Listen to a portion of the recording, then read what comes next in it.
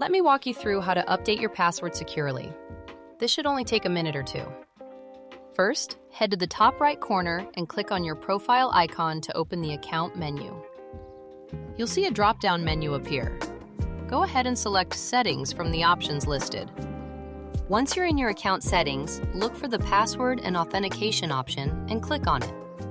Here's where you'll manage your password. Click the Change Password button to get started. For security verification, you'll need to type in your current password first. Now enter the new password you'd like to use going forward.